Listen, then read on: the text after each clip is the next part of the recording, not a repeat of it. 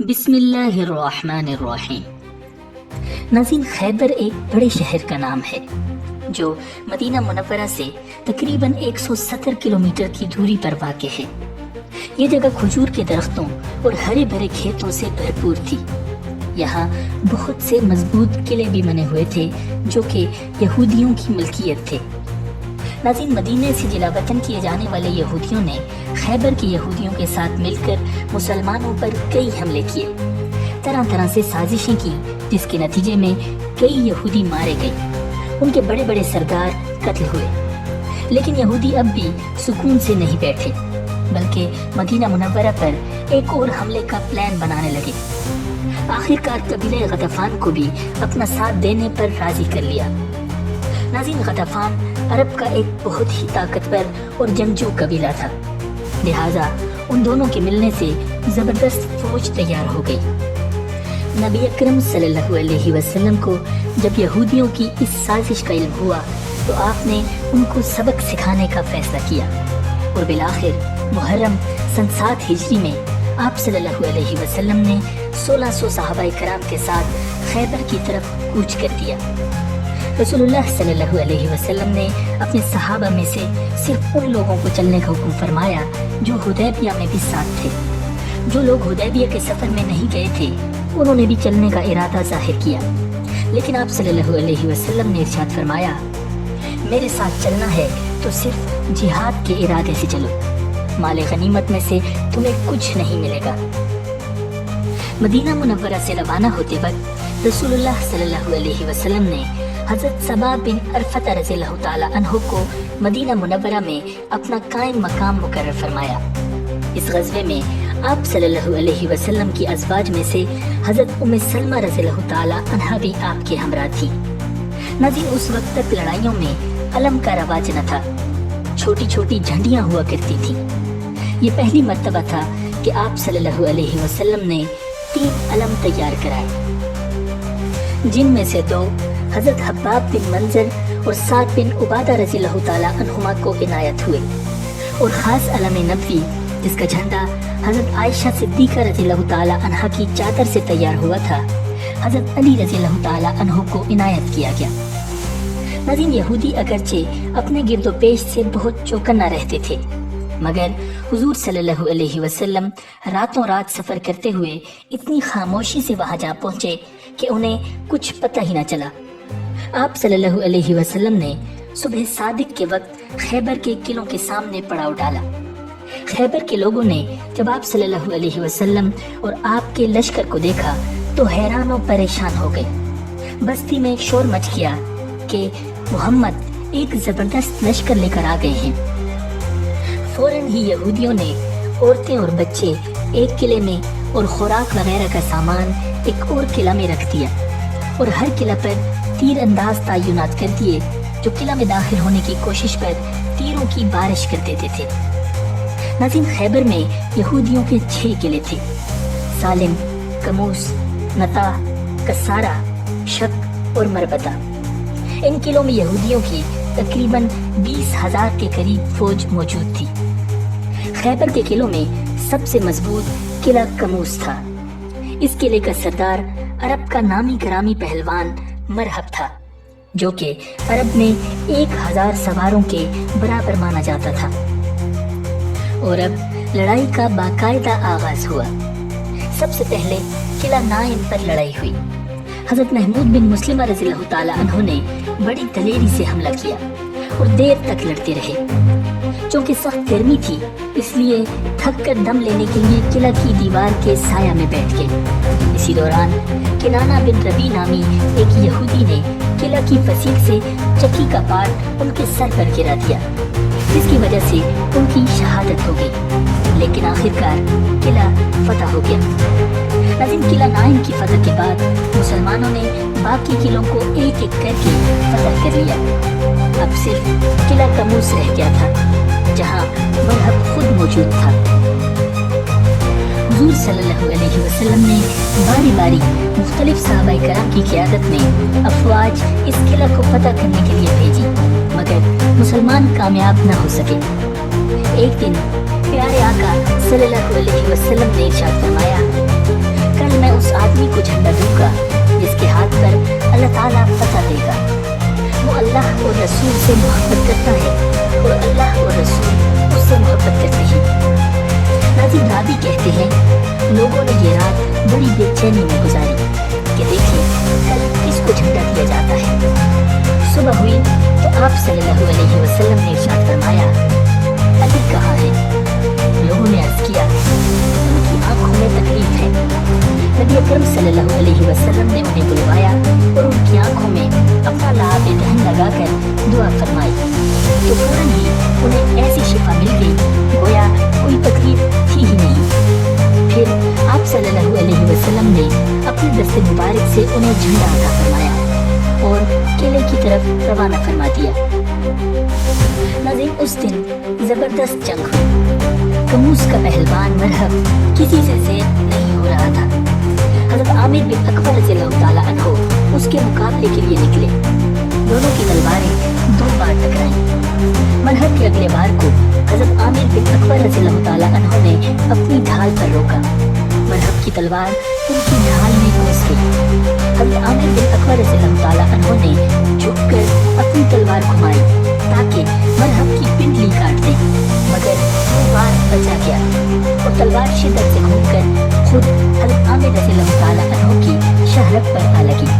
वो उसी वक्त शहीद हो गए।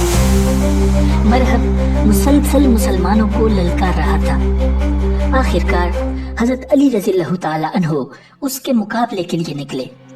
मरहब ये शेर पढ़ते हुए उनकी तरफ लपका, खैबर जानता है मैं मरहब हूँ, असला पहने हुए कोहना मश्क जंगजू हूँ।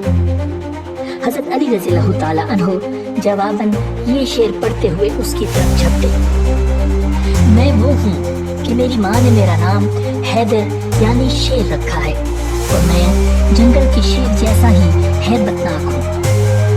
आते ही उसने हज़रत अली रज़ियल्लाहु ताला अन्हु पर तलवार का एक शदीद वार किया। हज़रत अली रज़ियल्लाहु ताला अन्हु ने उसकी तलवार को अपनी ढाल पर रोका।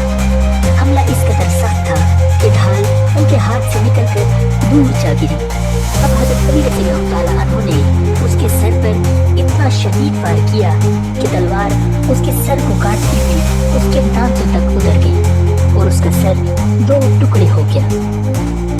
मरहब के मरने के बाद उसका भाई यासिर शेर पढ़ते हुए मैदान में निकला, जिसके मुकाबले में मुसलमानों की तरफ से हज़रत ज़ुबैर बिन अवाम रज़ियल्लाहु ताला अन्हु निकले। यासिर इतना लहीन शहीन और जोरावर था कि ज़ुबैर रज़ियल्लाहु ताला अन्हु की वालिदा सफिया रज़ियल्लाहु ताला अन्हा परेशान होकर बोली, अल्लाह के रसूल, आज मेरा बेटा शहीद हो जाएगा। नबी अकरम सल्लल्लाहु अलैहि वसल्लम ने इरशाद फरमाया, नहीं, इंशाअल्लाह ज़ुबैर ही उसे कत्ल करेगा। और ऐसा ही हुआ। यासिर हज़रत ज़ुबैर रज़ियल्लाहु ताला अन्हु के हाथों मारा गया। अपने नामी करामी सरदारों के मारे जाने के बाद यहूद की हिम्मत टूट गई और किला कमूस 20 दिन के मुहासिर के बाद फतह हो गया। नाज़रीन, इन मार्कों में 93 यहूदी मारे गए, जबकि 15 सहाबाए किराम ने जामे शहादत नोश किया। नाज़रीन, कमूस की फतह के बाद यहूदियों ने दरख्वास्त की कि उनकी जान बख्शी कर दी जाए, वो खैबर छोड़ जाएंगे। आप सल्लल्लाहु अलैहि वसल्लम ने ये दरख्वास्त इस शर्त पर मंजूर फरमा ली कि वो सोना, चांदी और असलहा छोड़ जाएं, इनमें से कुछ न छुपाएं, वरना उनकी जान की कोई जमानत नहीं। मगर यहूदियों के रईस किनाना बिन अबी हुकैक ने मुआहदे के बरखिलाफ सोना, चांदी और असलहा मुसलमानों के हवाले करने के बजाय जमीन में दफन कर दिया। नबी अकरम सल्लल्लाहु अलैहि वसल्लम ने कुछ की, तब भी उसने झूठ से काम लिया। ताहम आप सल्लल्लाहु अलैहि वसल्लम ने बतौर मौजज़ा सहाबा को फौरन बता दिया कि उसका माल और असलहा कहाँ दफन है। नाज़रीन, मुआहदा तोड़कर यहूदियों की हैसियत जंगी कैदियों की हो गई थी। किनाना बिन अबी हुकैक फरेब के अलावा एक मुसलमान के कत्ल का मुजरिम भी था, लिहाजा उसे कत्ल कर दिया गया। इनकी खवातीन बानियां बनकर मुसलमानों में तकसीम हो गई और पूरा खैबर अपनी ज़रख़ेज़ ज़मीनों, खेतों और बागात समेत मुसलमानों के कब्जे में आ गया। नाज़रीन, कैदियों में हज़रत सफिया भी थी, जो कि हज़रत हारून अलैहिस्सलाम ایک رئیس حیی بن اختر کی بیٹی اور دوسرے رئیس کنانہ بن ابی الحکیم کی بیوی تھی۔ وہ حضرت دحیہ کلبی رضی اللہ تعالیٰ عنہ کے حصے میں آ گئی، مگر صحابہ کی رائے یہ بنی کہ ایسی عالی نسب اور حسین خاتون آپ صلی اللہ علیہ وسلم ہی کے حرم کے لائق ہے۔ رسول اللہ صلی اللہ علیہ وسلم نے ان کا مشورہ قبول کر لیا اور دحیہ کلبی رضی اللہ تعالیٰ عنہ کی رضامندی سے حضرت صفیہ کو اپنے حصے میں لے لیا۔ ان کے چہرے پر تازہ تدفق کا واضح نشان تھا۔ رسول اللہ صلی اللہ علیہ وسلم نے اس بارے میں دریافت کیا تو انہوں نے بتایا کہ چند دن پہلے انہوں نے ایک خواب دیکھا تھا کہ چاند ان کی گود میں آ گرا ہے۔ اپنے شوہر کنانہ کو یہ خواب سنایا تو اس نے زور کا تمانچہ رسید کیا اور کہا، تو عرب کے سردار محمد کے سپنے دیکھ رہی ہے۔ کنانہ سزائے موت پا چکا تھا اور اس کی بیوہ حضرت صفیہ اسلام قبول کر چکی تھی۔ ان کا خواب سچا تھا۔ نبی اکرم صلی اللہ علیہ وسلم نے انہیں آزاد کر دیا اور عدت کے بعد ان سے نکاح کر لیا۔ ناظرین، خیبر کے قلعے دھمانے کے بعد فتنہ پرور یہودی میدان جنگ میں مکمل طور پر شکست کھا چکے تھے، مگر آخری داؤ کے طور پر انہوں نے ایک گھناؤنا کھیل کھیلا۔ ان کے سردار سلام بن مشکم کی بیوی زینب بنت حارث، جو کہ مرحب کی بہن تھی، اس نے نبی اکرم صلی اللہ علیہ وسلم کی ضیافت کی اور بکری کا بھنا ہوا گوشت پیش کیا جس میں زہر ملا ہوا تھا۔ نبی اکرم صلی اللہ علیہ وسلم نے جو ہی پہلا لقمہ منہ میں رکھا، اللہ تعالیٰ نے آپ کو خطرے سے آگاہ کر دیا اور آپ صلی اللہ علیہ وسلم نے فوراً لقمہ تھوک دیا۔ تاہم اس وقت تک دعوت میں شریک ایک صحابی حضرت بشر بن برا رضی اللہ تعالیٰ عنہ نوالہ حلق سے نیچے اتار چکے تھے۔ آپ صلی اللہ علیہ وسلم نے زینب سے اس ناپاک حرکت کا سبب پوچھا تو وہ بولی، میں اپنی قوم کا انتقام لینا چاہتی تھی جس کا آپ نے یہ حال کیا۔ میں نے سوچا کہ اگر آپ سچے نبی ہیں تو بچ جائیں گے اور اگر عام فاتح ہیں تو ہمیں آپ سے چھٹکارا مل جائے گا۔ عورت یقیناً حاضر جواب تھی اور اس کی چالاکی شک و شبے سے بالا تر تھی، مگر اس طرح جرم پر پردہ نہیں ڈالا جا سکتا تھا۔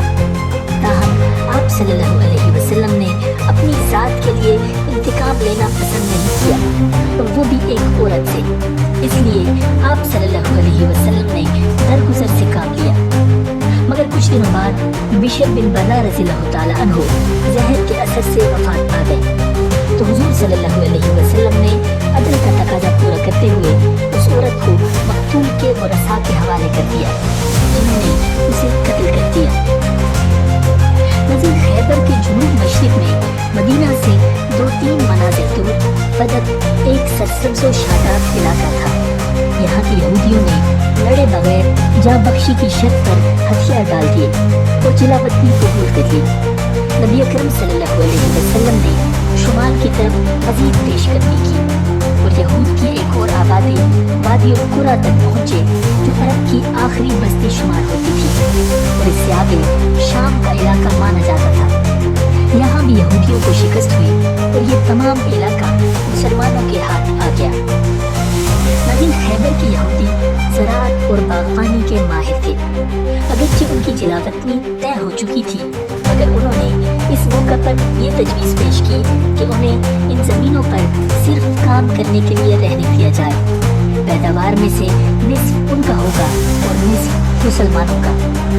آپ صلی اللہ علیہ وسلم نے غور کیا تو اس تجویز میں مصلحت محسوس کی، کیونکہ مسلمانوں کی تعداد اتنی نہیں تھی کہ وہ بیک وقت جہاد بھی کرتے اور زراعت بھی۔ آپ صلی اللہ علیہ وسلم نے مسلمانوں کو جہاد کے لیے فارغ رکھنے کے خیال سے اس تجویز کو منظور فرما لیا، مگر یہ واضح فرما دیا کہ جب ہم چاہیں گے یہ معاملہ ختم کر دیں گے۔ آپ صلی اللہ علیہ وسلم نے خیبر کی پیداوار سے حصہ وصول کرنے کی ذمہ داری عبداللہ بن رواحہ رضی اللہ تعالیٰ عنہ کو سونپ دی۔ وہ جب بھی خیبر آتے اتنی دیانتداری اور انصاف سے پیداوار تقسیم کرتے کہ یہودی کہہ اٹھتے، زمین و آسمان ایسے ہی عدل کی وجہ سے قائم ہے۔ ناظرین، یہود حضرت عمر فاروق رضی اللہ تعالیٰ عنہ کے دور تک یہی آباد رہے، مگر چونکہ آپ صلی اللہ علیہ وسلم کی یہ وصیت تھی کہ جزیرۃ العرب میں 2 دن باقی نہ رہنے دیا جائے اور یہود و نصارہ کو یہاں سے نکال دیا جائے، اس لیے حضرت عمر فاروق رضی اللہ تعالیٰ عنہ نے اپنے دور خلافت میں خیبر اور گردنواں سے تمام یہودیوں کو جلا وطن کر کے شام بھیج دیا اور انہیں متبادل زمینیں فراہم کر دی۔ نظیر امیر رحمت عالم صلی اللہ علیہ وسلم خیبر کی فتح سے فارغ ہوئے تھے کہ حبشہ کے مہاجرین جو 13-14 سال سے بے وطنی کی زندگی گزار رہے تھے، حضرت جعفر بن ابی طالب رضی اللہ تعالیٰ عنہ کی سربراہی میں آپ کی خدمت میں آ پہنچے۔ انہیں نجاشی نے نبی اکرم صلی اللہ علیہ وسلم کے فرمان کے مطابق 2 بڑی کشتیوں میں پورے انتظام اور اہتمام کے ساتھ واپس روانہ کیا تھا۔ آپ صلی اللہ علیہ وسلم حبشہ کے مہاجرین کی آمد سے اتنے خوش ہوئے کہ فرمایا، میں بتا نہیں سکتا کہ خیبر کی فتح کی خوشی زیادہ ہو رہی ہے یا جعفر کے واپس آنے کی۔ ناظرین، فتح خیبر کے موقع پر حضرت ابو ہریرہ رضی اللہ تعالیٰ عنہ بھی رسول اللہ صلی اللہ علیہ وسلم کی خدمت میں پہنچے۔ ان کا تعلق یمن کے قبیلے دوس سے تھا۔ مسلمان ہو کر قبیلے کے 80 گھرانوں کے ساتھ یمن سے نکلے۔ راستے میں بے خود ہو کر یہ شعر پڑھتے رہے، ہائے یہ رات کتنی طویل اور پرمشقت ہے، مگر جیسی بھی ہو اس نے کفریہ ریاست سے نجات دلا دی ہے۔ ناظرین، یہ اس وقت مدینہ منورہ پہنچے جب رسول اللہ صلی اللہ علیہ وسلم خیبر کے جہاد میں مشغول تھے۔ یہ بھی پیچھے روانہ ہو گئے اور آخر وہیں بارگاہ اقدس میں حاضری نصیب ہوئی۔ نبی اکرم صلی اللہ علیہ وسلم نے پوچھا، تم کہاں کے ہو؟ حضرت ابو ہریرہ رضی اللہ تعالیٰ عنہ نے عرض کیا، دوس کے۔ آپ صلی اللہ علیہ وسلم نے خوشی اور حیرت سے پیشانی پر ہاتھ رکھ لیا۔ اس کے بعد حضرت ابو ہریرہ رضی اللہ تعالیٰ عنہ بارگاہ نبوی سے اس طرح وابستہ ہوئے کہ ساری زندگی آقا نامدار صلی اللہ علیہ وسلم کی باتیں سننے، یاد کرنے اور دہرانے میں گزار دی۔ انہیں صحابہ کرام میں احادیث کا سب سے بڑا حافظ مانا جاتا ہے۔ انہی یمنی مسلمانوں میں دوس کے رئیس طفیل بن عمر رضی اللہ تعالیٰ عنہ بھی تھے۔ رسول اللہ صلی اللہ علیہ وسلم نے انہیں اور دوس کے تمام مسلمانوں کو خیبر کے اموال میں سے حصہ عطا فرمایا۔